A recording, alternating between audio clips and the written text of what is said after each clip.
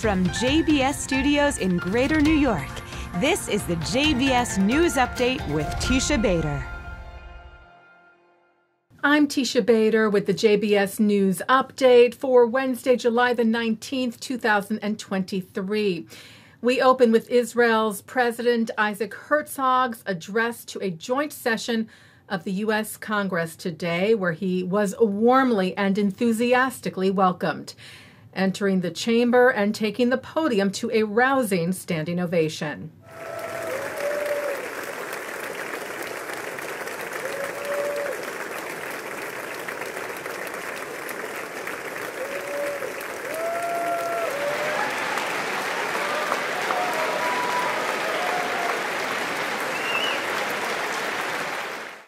Herzog noted his father, the first Israeli president invited to address Congress in that same spot 40 years ago. Standing here today, representing the Jewish democratic state of Israel in its 75th year, at the very podium from which my late father, President Chaim Herzog, spoke, is in the honor of a lifetime, and I thank you wholeheartedly for it.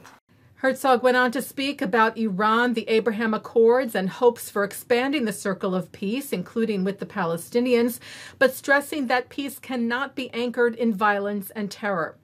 Herzog also noted some of his invited guests to the chamber, including Leah Golden, mother of IDF soldier Hadar Golden, whose remains, together with those of fellow IDF soldier Oron Shaul, have been held by Hamas in Gaza since 2014. As well as holding 2 Israeli civilians and calling for their returns. Israel's president stressed in his speech the invaluable friendship between the U.S. and Israel, a mutually beneficial partnership, he said, that has withstood challenges and weathered great disagreements, because, he said, it is based on trust, on shared history and shared values. To us, it is clear that America is irreplaceable to Israel and Israel is irreplaceable to America. Adding that criticism of Israel was acceptable, but it must not cross the line into negation of the State of Israel's right to exist. That to another rousing standing ovation in response.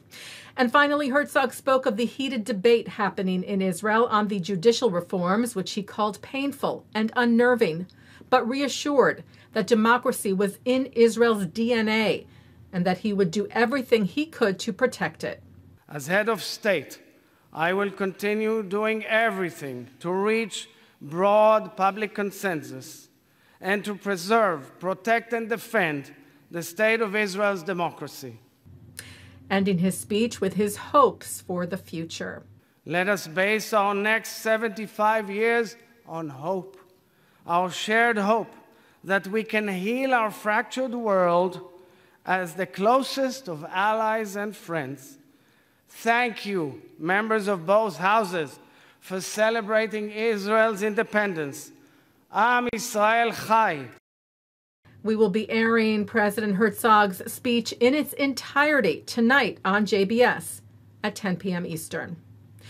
Meanwhile, the protests against the judicial reforms continue in Israel, including a march which began just after midnight last night from Tel Aviv to Jerusalem, with demonstrators making their way on foot along the main highway connecting the cities, camping out along the way to sleep in parks and parking lots, with the goal of reaching Israel's capital by Friday afternoon and to be at the Knesset when the body likely will be voting on Sunday on the so-called reasonableness bill, which would bar Israel's courts from judicial review of government decisions. Yesterday, the U.S. House of Representatives passed a resolution to reaffirm that Israel is not a racist state and to condemn anti-Semitism. The bill, led by Republican August Pfluger, the resolution following remarks made over the weekend by Progressive Democrat caucus leader Pramila Jayapal, who called Israel a racist state at a gathering in Chicago and then backpedaled. The bill passed yesterday, 412 in favor, 9 against. It states that the state of Israel is not a racist or apartheid state, that Congress rejects all forms of anti-Semitism and xenophobia, and that the United States will always be a staunch partner and supporter of Israel. The 9 Democrats who voted against the bill include Representatives Rashida Tlaib, Alexandria Ocasio-Cortez, Ilhan Omar, Jamal Bowman, Summer Lee, Cori Bush, Ayanna Pressley, Andre Carson, and Delia Ramirez. Jayapal, notably, voted in favor of it. Taking a look now at our programming for tonight on JBS for Wednesday, July the 19th. At 7 o'clock, it's Talmud Study, followed by a look at the decades-long work of sculptor Max Finkelstein. At 8 o'clock, Robert Siegel looks at a potential commercial real estate crisis with panelists Scott Rechler, Stijn Van Neiuwerburgh, and Larry Suskind. At 9, it's part 1 of Tal Keinan on L'chaim. At 10, as I mentioned, President Isaac Herzog's address to Congress in full. And coming up next, it's Thinking Out Loud. And that's the JBS News Update for Wednesday, July the 19th, 2023. I'm Teisha Bader. Stay healthy, stay well.